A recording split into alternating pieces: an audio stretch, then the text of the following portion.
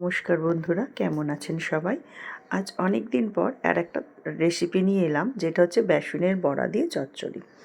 এই বেসনটা অনেক দিন ধরেই বাড়িতে পড়ে আছে। আমি দেখলাম আর 1 মাস পরে এটা এক্সপায়ার হয়ে যাবে। তাহলে কি করা যায়? তো তখন আমি একটু নুন দিয়ে, একটু গোলমরিচ গুঁড়ো দিয়ে ভালো করে ফেটিয়ে নিয়ে তারপর ছোট ছোট করে বড়া করেছি। আর দেখছি কয়েকটা সবজি ফ্রিজে থেকে থেকে একটু শুকনো শুকনো টাইপের হয়ে গেছে। ভাবলাম এই তাহলে সবজিগুলো দিয়ে একটু চচ্চড়ি বানিয়ে নেয়।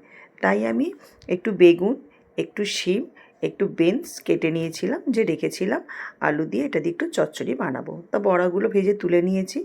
এবার 5 ফোড়ন আর একটা কাঁচা লঙ্কা দিয়ে দিয়েছি। আমরা একটু কম ঝাল খাই, সেহেতু একটু কম ঝাল দিলাম। এরপর যে সবজিগুলো কেটে রেখেছি সব সবজিগুলো দিয়ে দিলাম।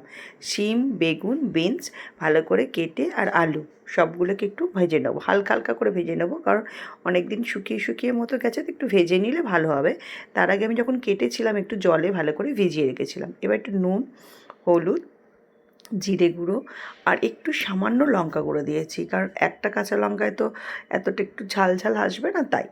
তো দিয়ে ভালো করে নাড়াচাড়া করে হালকা হালকা জল দিয়ে একটু নাড়াচাড়া করে তারপর আমি এতে একটা টমেটো কেটে দিয়ে দিয়েছিলাম, যে যদি টেস্ট একটু ভালো আসে। তো এইসব দিয়ে একটু জল দিয়ে এটা ঢাকা দিয়ে রেখে দেবো 5 মিনিটের জন্য।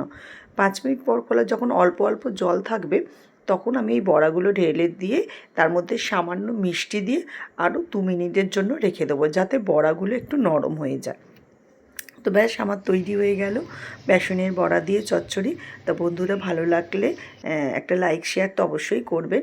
আর অবশ্যই বাড়িতে করে একবার দেখবেন এটা কেমন খেতে লাগে, কারণ আমাদের বাড়িতে অনেক সময় একটা একটা সবজি থাকে, সেটা দিয়ে করবেন। সবাই ভালো থাকবেন। সবাইকে অসংখ্য ধন্যবাদ।